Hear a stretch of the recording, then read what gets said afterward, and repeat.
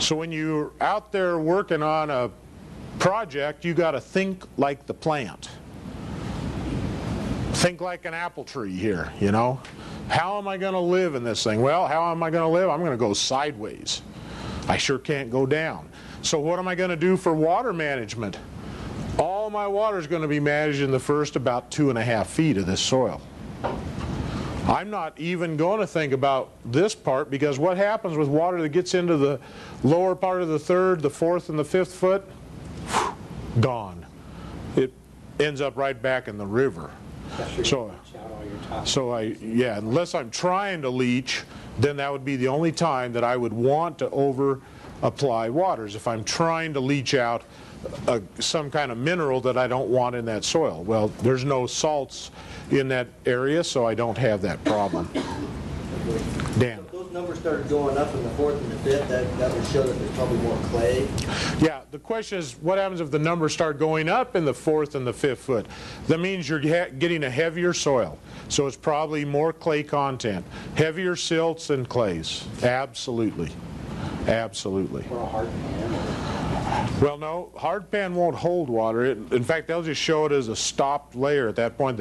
If there's a hard pan layer, say at 2.5 feet, they'll only go to 2.5 feet, and they won't show anything below that, because nothing will grow, no roots will ever go below it. So they don't even show it. Let's see if I can find another. Now we'll go to the other extreme, which would be one of these good silt loam soils. Now this was Yakima silt loam.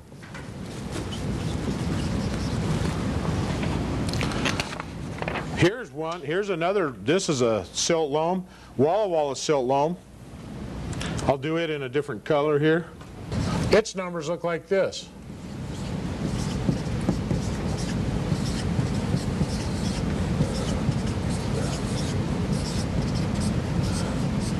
By the 5th foot, we really slip off. We miss 100th. Very uniform, deep soil, very similar characteristics through the whole soil profile.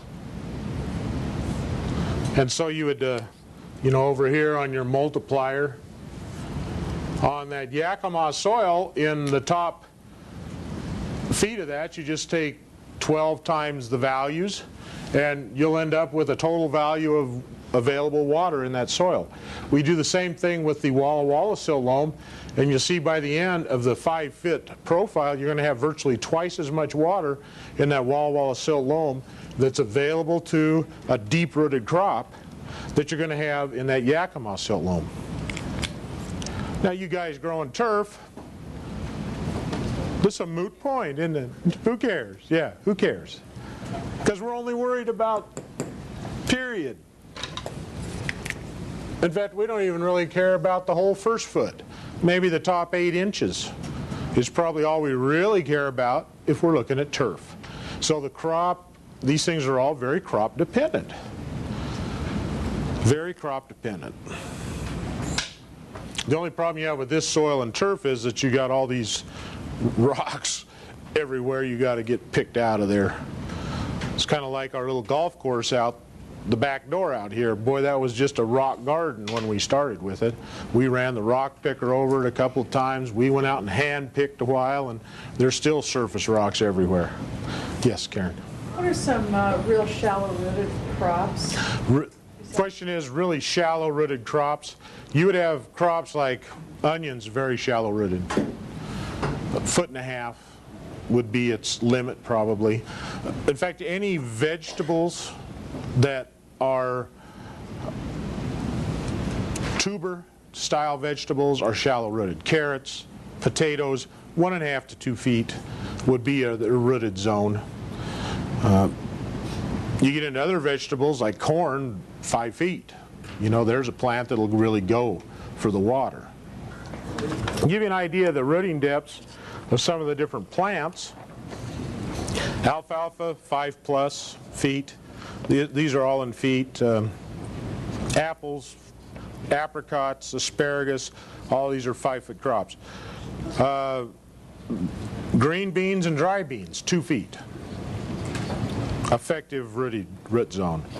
But pole beans, 5 feet. Interesting.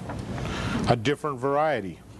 Sugar beets, 2.5 feet. Table beets, 1.5 feet. Berries, 5 feet. Broccoli, Brussels sprouts, bulbs, 2 feet. Cabbage, 2 feet. Cantaloupe, 4 feet.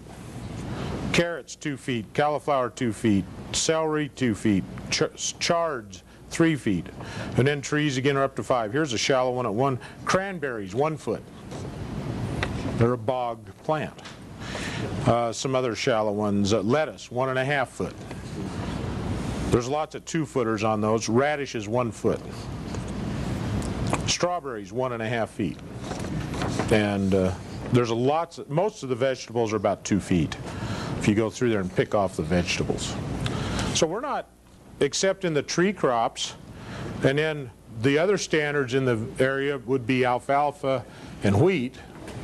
We have deep-rooted crops, and of course orchard and vineyard, and asparagus. Asparagus is a deep-rooted crop as well.